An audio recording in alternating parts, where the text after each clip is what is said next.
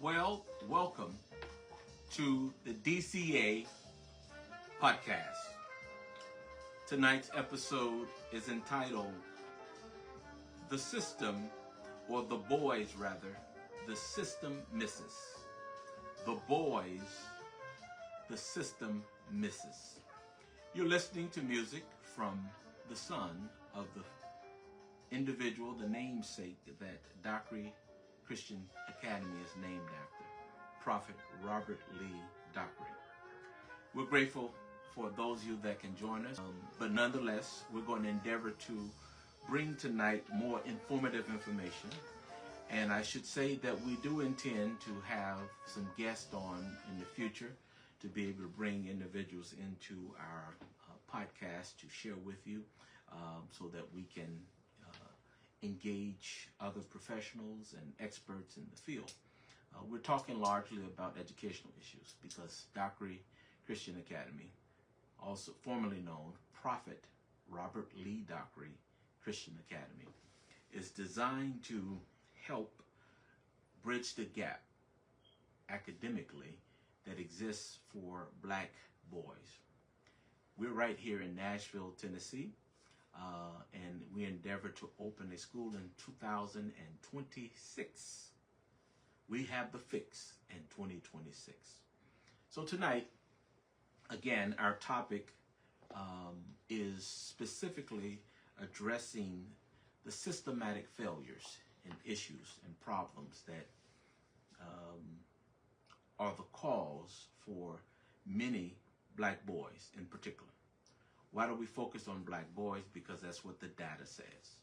On our last episode, if you follow us on Facebook, you will see that we presented statistical information largely based on a report from the 2024 NAEP report, indicating that this particular population of learners, black males in particular, has a specific deficit. And you know what NAEP does is it provides opportunity for educators and policymakers and all the like to use that data to tweak or improve on the quality of education and training and research. Hence, Dockery Christian Academy. Yours truly, Reverend Dockery, is the host here and the founder of Prophet Robert Lee Dockery Christian Academy. And we're endeavoring to raise funds. I want to put the website out there right now, www.dockery, that's DOCKERY,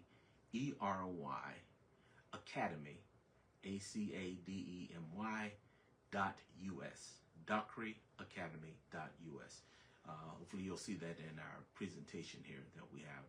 So we endeavor for the next 30 minutes or so to present to you this information on our topic so that you can kind of understand where we're coming from. And then I have a request of you, a call to action for each of you, my friends, family, concerned individuals. We're endeavoring to build a group of 40,000 founding builders. 40,000 founding builders. What does that mean? Those individuals who have the heart and concern to help us to help these young men by donating $100 at least toward our goal to open this school. What does it do? It builds the physical campus. It hires our teacher and staff. It furnishes the school. It provides books, learning materials, and all the likes for these young men. And it becomes a reality. You'll learn about our background and our accreditation and so forth at www.dockeryacademy.us. I want to encourage you to go there to get that information. That's our website. In addition to our posting on Facebook and our podcast here on YouTube, we will be sharing other social media ads and posts in the coming future there, in the near future. Okay? All right, so let's get right to it. For the next 30 minutes to go, again, as I said, we endeavor to share with you this information on our topic tonight, and I hope you find it informative. Feel free to shoot me an email when you get to the website. Shoot me an email and give me your thoughts. I'd love to hear from you. I think you can make a comment here on the, it's not live interaction on the YouTube, but on Facebook for sure, post your comments, questions, comments, ideas. I'd love to hear from you. Post them there on Facebook, post them here on the YouTube, or give me an email. And my email directly is Rueben, RUEBEN, at dockeryacademy.us. That's Rueben, RUEBEN,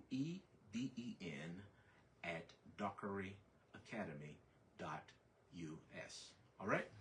Okay, with those preliminaries being out of the way, again, our topic is the boys, the system misses. The boys, the system misses. What system? The public education system. Regard. Okay, so here we go. We're going to go straight into our presentation and share with you.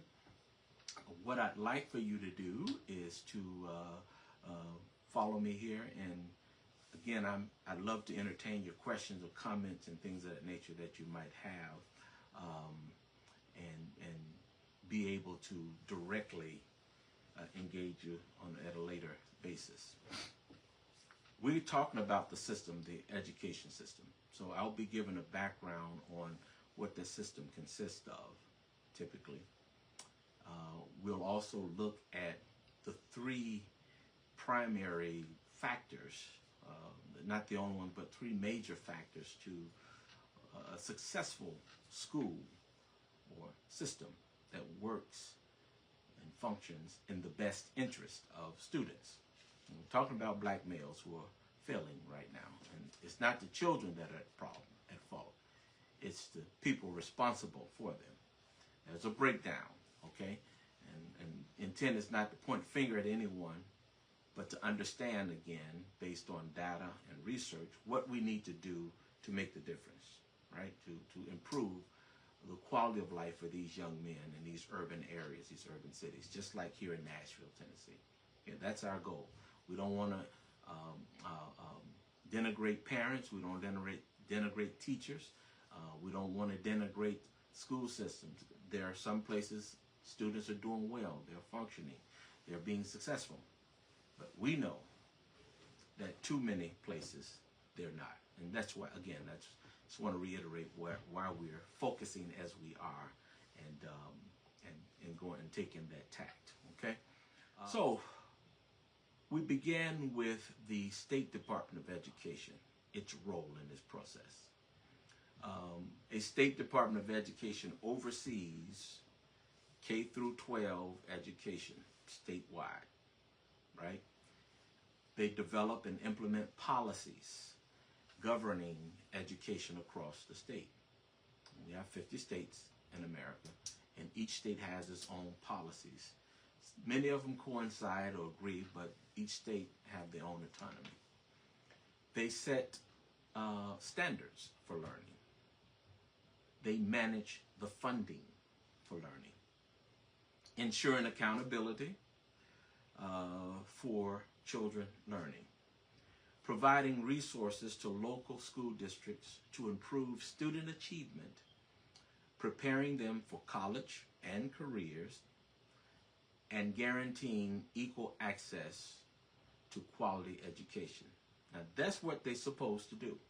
That's what it should do for every student, male, female, irregardless of ethnicity, religion, creed, or any of those things. That's what it's supposed to do. All right? But the State Department of Education are not those that are directly engaging the students in the classrooms. On a lower level, what's called the LEA, or Local Education Agency, their role is as such. A local education agency, LEA, is defined as a public board or board of education, or some other type of public authority. In some places, some cities, the mayor controls, such as Chicago, the mayor controls the public school board, right? But like in Nashville, we have a elected school board, 9-member elected school board, and in many counties, it's the same place, same setup, okay? But what all of them have in common is that they're established within the state, and their primary role is to oversee the administrative functions of groups of schools that are within that city or that county.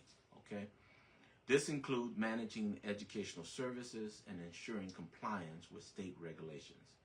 The state comes up with the policies, with the curriculum and so forth, and they contract with the local education agency to do the hands-on work. That's the setup of the system. Now, school boards come up with their own policies as well as to how they're going to implement and carry those things out. Okay? The question is, how well is that working for the population of students that we've identified here? All right? More importantly, what can we take away from that to help us fix the problem? That's our focus. Now, let's talk about academic goals for public schools. What are their aims? What is it that they say they're going to do? How they say they're going to do it? And most importantly, how effective are they? Or successful or not successful are they in the process? Public school learning goals focus typically on foundational academics such as literacy, reading, writing, math, and other subject areas that are related. The goal, they say, their mission statement often includes readiness, making students ready for college and careers beyond high school, post-secondary studies, or going into college or trade schools. Developing character, that's what they say, such as work habits, self-discipline, social skills, things that are related to personal growth. Now, we can see how well they're doing that for this population, particularly those who only graduation they see is to drop out oftentimes of middle school before they make it to high school and only graduate to go to juvenile detention and or prison, if not to an early demise. Okay? Let's be honest about it. But this is what they say they do. The goal is to foster positive learning environments, often measured through assessments and accountability measures that they come up with. They say they guide instruction for all students. That's what they say their goal is. Now, some of those key areas include ensuring grade level proficiency in core subjects. What we have seen is a pattern of social promotion of these black boys from elementary school to middle school to high school, to those that stay there. They're socially promoted out, not mastering the content material. I won't stay there too long right now, okay? I'm going to talk about a little bit what Dockery Christian Academy's approach is to addressing this issue in this presentation tonight, or this podcast tonight. They say that they promote critical thinking. That's what their goal, their aim is. And to prepare students for a changing world through a well-rounded education. That's what they say their goal is. Now, do they meet their goal? Are the objectives realistic? Are these goals time-phased, measurable, and realistic? Well, we can see for too many children, unfortunately, they fall short. And again, we want to find out what we can do to make a difference. Okay? All right. Funding sources. Let's talk about where the money comes from for these public schools. How do they allocate the money? And more importantly, what can be done better? How can they better use those funds? I don't know what ways. All right. Local funds come from, and this is the first level of funding, they're primarily property taxes in your county or your city, your municipality. Charge you, they levy taxes against you, and part of the funds are going toward the public school system so that the teachers and principals and administrators can carry out the function that we just described, those goals. All right? They create significant inequality oftentimes between districts with high and low property values. Depending on where you are geographically, some cities level taxes at a greater number or have more funds than others, right? And so the excuse is, well, we don't have enough money to educate the children, even though that's what their duty, responsibility is, and the goals that they stated. But we don't have enough. That's why we're not doing so well, particularly with black boys. Not a good enough excuse. Let's not digress. The second level is the state level funding. Now, from income tax sales, if your state have an income tax, we don't here in Tennessee, or from other state taxes for businesses and so forth and so on, they distribute funds based on a formula to school districts, you see. And what happens is these school districts receive this additional supplementary funding to help them with their basic budget from the larger pool of funds from the local tax basis. Oftentimes, there's argument between unions about it not being adequate. That doesn't mean the children shouldn't be properly taught, though. Okay? And then what happens is, supposedly, this balances things out, but it doesn't happen. The federal funds, which is the third level, is a much smaller portion than the state funds.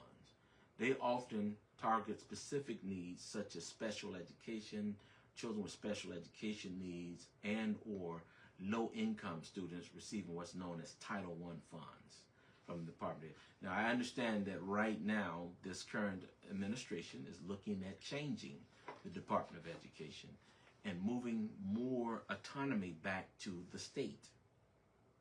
I understand that there will still be some grants, but it's going to be very different. I don't want to get into weeds on that. Okay, I want to talk about, though, that those are the three primary levels of funding at present. But let's talk about some of the key factors and variations in how funds are received, how they're made available. Okay, state formulas. Each state has its own formula. Tennessee's is called TISA. Okay, that determine how much money goes to each school district based on their size, often considering local capacity and the needs of students. What is not considered specifically, particularly in schools that are on the priority list, there are about 19 the last time I counted in Davidson County, Tennessee, where we are, where we're going to be running our school. And what happens is that this formula doesn't account for the fact that though they receive money from these three levels I mentioned earlier, the needs of the students are still not being met. Social, emotional, academic needs still not being met, right? They're not. That's not excusable. But that's what the formula is. Disparities. There are often disparities. Reliance on local property taxes often causes difference in the funding structure per student, with wealthier areas often having more resources. But you also find in many urban areas there are certain schools that get more attention than other schools. So those students tend to have a whole lot more support and focus and resources. Oftentimes, parents are more engaged in certain schools than others. So they donate money and organizations donate money. And I don't mean to suggest that nobody's doing anything. I don't mean to say that at all. But I do want to emphasize the fact that by and large, the problem is young folk are not getting what they need, particularly these black boys. And oftentimes they try to, the idea is to try to put them in sports and to have sports be the answer for them. And that's good. That provides some levels of discipline and things of that nature. But what we find is that everybody can't play on a football team or basketball team or baseball team. And if you can't do that, where do you go? Where do you wind up? Right? All right, let me not digress. But there are disparities. And then lastly, it's the targeting of funds. When the federal government historically have sent funds to the state by way of grants, they come to the state and the state gives them to the school district. There are certain specifications on it. And when, depending on what political persuasion or interest you are, there's expectation that you spend those monies in a certain way, particularly Title I dollars and what have you. One of the big boondoggles was No Child Left Behind under the President Bush administration. And a lot of teachers were frustrated because it forced them to a level of accountability that they said, hey, all these criteria we can't meet because there are other mitigating circumstances. Well, you know, what's most important is that the children need to learn, and the promise of them being able to have a quality education is missed. You see? And generationally, we've seen this happen. This is a longitudinal problem. It's been going on for years. And that's what NAEP has indicated and what it has reported on. Since 1969, we've seen indications of that. But most importantly, most recently, they've identified how since post-COVID, things are worse than what they were prior to the COVID excuse, I'm going to call it. Okay? Now, that's a funding, a scope or perspective of funding. Let's talk now about the school culture. So we've talked about the structure of the system, right? We've talked about the funding, where the money comes from for public schools. We're talking about public schools. And now let's talk about the culture. But before I leave the funding of the public schools, one of the things that has happened in Tennessee and about, I think it's about 14 other states now, is that they've come up with legislation that allows public dollars, just like for public schools, for parents through school vouchers or educational savings account. They allow parents to have a lot more independence of choice. At least that's the promise out there, that you can get a certain amount of money to send your child to a private school. But what we discussed in our last podcast is that the problem for these black boys is that there are social barriers and emotional barriers and even academic deficiency barriers that often don't allow them to survive in a private school, even if you can take $9,000 or $7,000 or more. Money is not the fix by itself. And we're going to kind of talk about the unique nature of Dockery Christian Academy relative to this particular issue. Okay?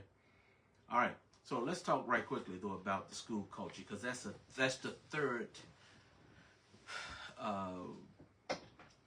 not only these, but these are three major considerations that we have found and research has indicated has tremendous impact on the success or failure of students academically in public schools. When we talk about the school culture, we're talking about a successful school culture, productive school culture, have shared values and beliefs. Everybody's on one accord there. Now, in the public schools, you got different ethnicities, different nationalities, and so forth and so on, different political or social interests and things of that nature. And oftentimes, that's confusing, right? But the school needs to be in a situation where they can ensure that everybody that's there is on the same sheet of music. They share the same core values. I would argue that begins with strong communication with parents. I don't want to get ahead of myself here, but we're talking about ideas about the purpose of education and its relationship to building communities and the behaviors that are needed in order for everybody to be successful at being harmonious in a community. Relationships, connections between the teachers, the students, leaders, and the parents. Oftentimes, too many times, parents are excluded, especially when your child is suspended or written up for disciplinary issues, right? And too often, parents had poor experiences in public schools, particularly middle and high schools themselves, so they're not very adamant about pushing their children to certain things because they just assume it happened to me, it's going to happen to them. But there's a breakdown clearly in the communication between the parents, principals, teachers, and policymakers, stakeholders. Communication is very, very important. Trust, respect is very important on all three of those levels. Now let's talk about tradition and routine. When we look at what goes on in a given school and the culture of that school, what rituals, what daily practices, what habits that really cement everybody in the school together. And again, you got people with different religious beliefs and so forth. That often provides a challenge. But when you can have a smaller school environment where the parents and administrators are on one accord, that you can avoid those type of problems. But communication is key. The physical environment, welcoming, should be welcoming and well maintained, right? A lot of children will tell you the reason they bring weapons, particularly black boys, to school, they feel unsafe. They see a need. Rather, other people say, "Oh, this is a school safe," and we've just invested in a lot of money with gadgets and machines and what have you. And I get it. I understand it's an emotional drive, but the children don't feel safe. See, and that's why they don't want to be there. But compulsory school attendance demand that they be there or face legal consequence, them and or their parents. You see? So they say, if I got to be here, I'm going to be ready to defend myself. That's a whole nother issue. The physical environment. And then expectations. There is a bigotry of low expectations that suggests that if you're a black male and you grew up in a certain zip code and your parents had certain levels of education or income, or you had certain social challenges, we don't expect you to keep up with everybody else. In fact, we're going to lower the standard for you and the expectations for your learning just because of that. Terrible. That is terrible. And it is this expectation that often factors into their failure and demise. We must raise the expectation. Success for everybody or success for none. All right? We're going to talk about that a little bit more moving down here. So let's talk about DCA. What's different about Dockery Christian Academy and its model? I want to talk about our ethos just for a second. It's inspired by 23, 25 years of ministry and outreach on part of the founder. Yours truly, Reuben Dockery. I humbly tell you that we put this together based on our experience as an educator, as a nonprofit founder and director, as a community advocate, as a pastor for nearly 30 years now, and as someone who's worked in the criminal justice system in juvenile detention. Right? I was a supervisor for a state-level juvenile detention facility and a prison guard previously. My experiences have informed this and our engagement with this population of young men. But beyond that, we've identified 4 corners of healthy male instruction. If you're going to be successful, there are 4 corners to that success. The 4 corners are teaching the importance of personal character based in faith. You have to have a man with no conviction. It's hard to trust him. Young boys need to grow up developing their faith, right? And their search for success, personal growth and development based in faith. Corner 1. Second corner, the drive to acquire knowledge in search of self-purpose. Purpose based on knowledge and understanding. Faith, purpose. That's the second corner. Third corner, pursuing scholastic aptitude. Looking to develop yourself through knowledge and information, scholarship. That's the third corner. And lastly, the fourth corner is striving to reach achievement. Working hard, set a goal for yourself, and work hard to achieve that. Let nothing stop you. Those are the 4 corners of instruction, we believe, and our ethos at Dockery Christian Academy. Focus on parent orientation. During the intake and application process, we require each parent to commit themselves to a minimum of 24 hours of orientation. What this does is to fully educate and inform them about our mission, our purpose, and most importantly, their place as the first teacher in the life of their child. I said the first teacher in the life of their child. We recognize that this concept in education about the cup being half empty or half full. The question is, which one is it? Well, whatever you bring from home, there are certain things the school need to bring, right? But there's information that comes from home as well. Student alignment to school culture. That's very, very important for us. And we work hard to make sure that the students align themselves with the cultural environment that we have, okay? Academic remediation is key. We understand that there are often times where you have young people, even though they're in the 7th grade, we begin on 7th grade, even though in their 7th grade, functionally, their mastery level is a few grades lower. Oftentimes, we find research suggests somewhere between 2nd and 3rd grade is where they fall off the wall, if you will. And we want to reteach and focus on reading. From 3 years old, from birth to 3, you learn how to read, and from 3 on, you read to learn for the rest of your life. And that's our philosophy there. Okay?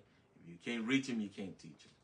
Then we use an interdisciplinary curriculum approach to instruction. In other words, we take multiple subject matters or experiences that we know that they can identify with, and we teach math and science and history and other subjects based on that. Okay? Even theological studies are based on things that can be connected to their real life experience. That's our interdisciplinary instructional approach. That's key to our model. Learn more at www.dockeryacademy.us. Learning styles. It's important to focus on the fact that they describe how individuals best absorb, process, and retain information. Well, DCA acknowledged the fact that research supports the need to focus on learning styles for black boys. We tend to agree with the VARK, V-A-R-K model, which identifies visional learning, that modality of learning visually, auditory, reading and writing as a focus, and kinesthetic, which simply means they typically have a physical modality. Oftentimes in the school structure, the expectation is that young men are to come into a classroom, sit down, and be still. Well, they have a kinesthetic nature that is more physical in nature. And oftentimes they need the ability to move around and to express themselves. Sports do a good job of calming it down and balancing that out, but you can't do that 24 hours a day. And certainly when it should be learning in the classroom, it's important to have an instructional basis that takes that in consideration, that learning style, right? And these styles help us tailor, understanding these styles, helps us tailor the techniques to better understand how to reach those students. As I said earlier, if you can't reach them, sorry, can't teach them. All right? Okay. So this brings us to our close here just about. Dockery Christian Academy, 40,000 Founders Campaign. We're looking to build 40,000 founding builders. You don't have to be a millionaire, as I said last episode. You don't have to be rich. $100 is what I'm asking for you, respectfully, humbly. $100 right now. Go to the website, click that link. It's we have a PayPal fundraising drive set up by the PayPal platform, and we want you to do that. Now, sometimes people say, "Well, I don't like putting money on the internet." I do understand that. There's an address a contact address where you can send your donations to us. But what we endeavor to do is to raise them in a certain time frame within the next 3 months so that we can actually start building the school. We have identified a piece of land, and we'd be looking to build on that land, as well as we have our plans laid out to furnish the school, to purchase materials for learning, hire the staff, the whole 9 yards, all those things that go into it. But as soon as we reach our goal for getting all of our 40,000 founding builders, each one of them will receive a certificate identifying them as such. And we will recognize you on our wall of fame because of your help. That's how we do it. That's how some people think you got to go out and go crazy about raising money, what have you. Yes, you do have to raise money, but this is our strategy. With your help, we can get there. Go to our website, www.dockeryacademy.us, and learn a great deal more about how you can become one of those 40,000. You may not just want to give $100. We appreciate it. We'll take it. Some people may want to give, but they can't give $100 right away. May want to break it up in 4 times 25 or 2 times 50. It's all right. We'll take it the best way you can give it. All right? Call to action. Contribute your $100 at www.dockeryacademy.us. Right? Step 2. Download your certificate. You'll find a founder's badge. Download it, print it off, put your information in there, and put that on your wall. And that's the same information that we'll put on our wall. Okay? Because you are an important part of our success.